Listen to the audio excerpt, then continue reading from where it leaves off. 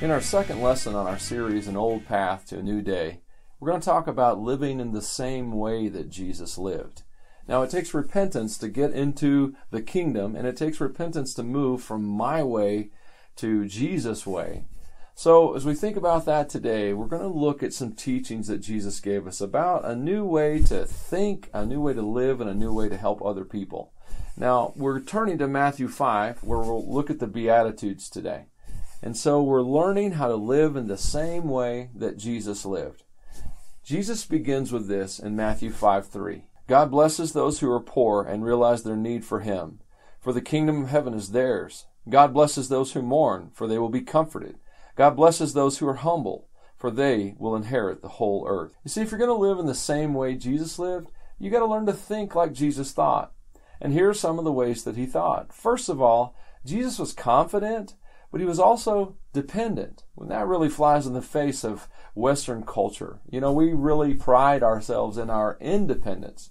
But Jesus realized and taught us to understand that in ourselves we're actually very poor and that we need to depend. In fact, we need to be desperate for God to help us, to strengthen us, to have His hand upon our lives. We need His strength and His resources.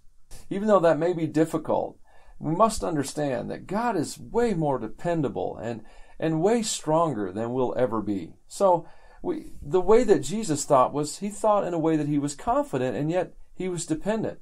He also thought in a way that He could experience losses and yet still be secure.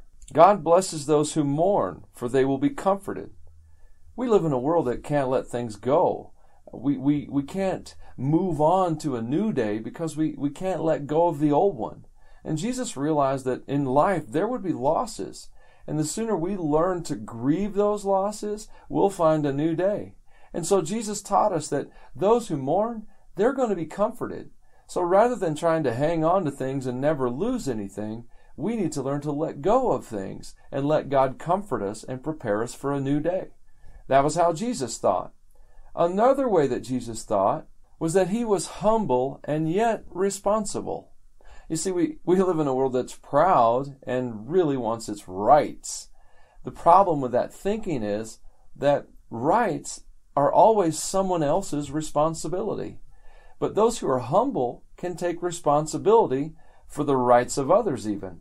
And so Jesus knew that those who were humble and who were meek, as many translations say, that they were willing to take responsibility even for the rights of others. And that's a very humble attitude. So Jesus thought with confidence, Jesus thought with humility, and Jesus considered grief to be a powerful tool to find comfort in a new day. So those are the ways that Jesus thought, but that's not the end of the Beatitudes, as you well know. Jesus also showed us a new way to live. God blesses those who hunger and thirst for justice, for they will be satisfied. God blesses those who are merciful, for they will be shown mercy. God blesses those whose hearts are pure, for they will see God. The way Jesus lived was a way that put God's will over His own will, and teaches us to put God's will over our own will. And that's what it means to hunger and thirst for righteousness or justice.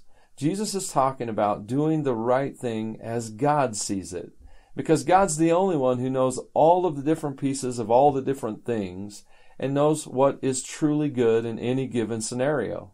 So when we think about doing our will and desiring what we call free will, we need to understand that only when we do God's will are we truly righteous. And Jesus knew that, and that was how He lived. So get rid of all the filth and evil in your lives and humbly accept the word God has planted in your hearts, for it has the power to save your souls. Jesus taught us that living in obedience was living in obedience to God's will. Another thing Jesus taught us was to live with mercy. Jesus' way put God's mercy over our own mercy.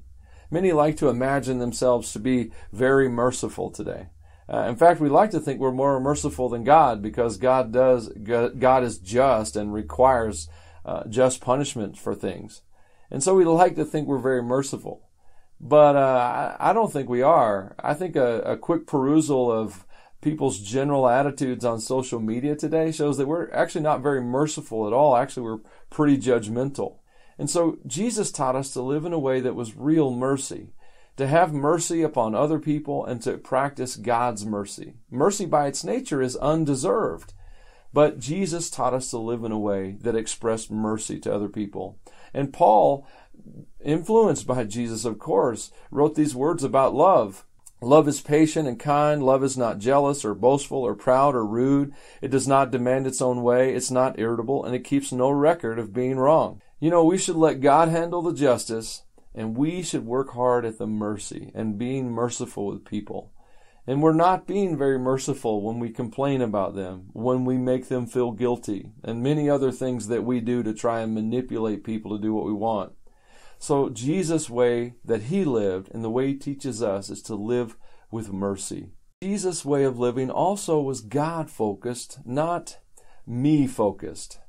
Jesus focused on living with his heart pure and set upon the Father, and he taught us to do the same thing.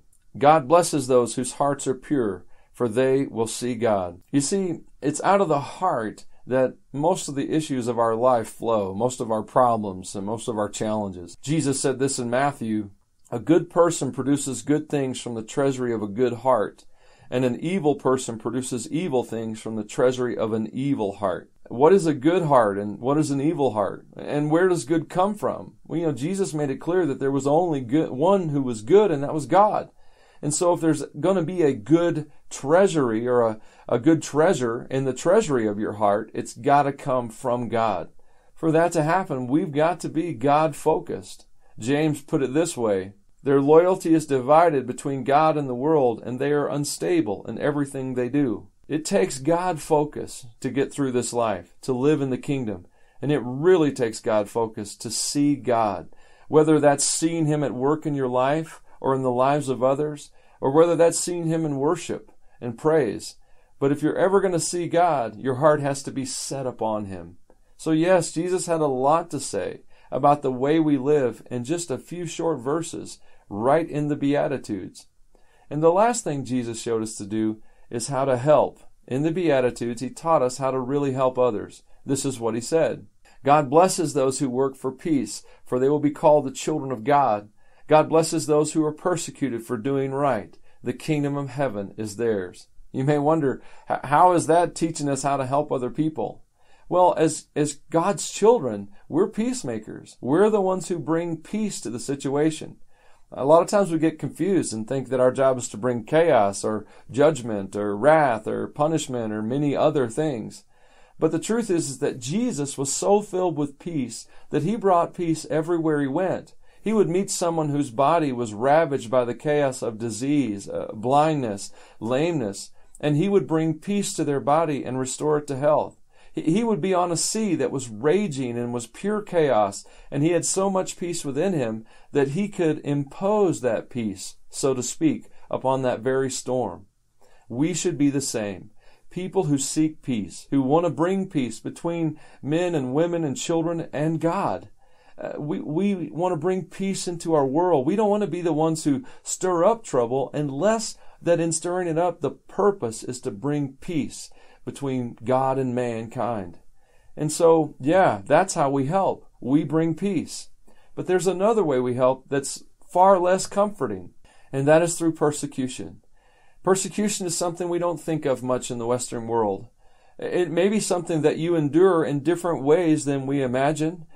People have lost jobs. That's a form of persecution. Some people have lost promotions. Some people have been abandoned by their friends. I guess all of those things could be mild forms of persecution. Persecution is one of those things we not only should prepare for, but we should understand that this is actually a way that we help the world.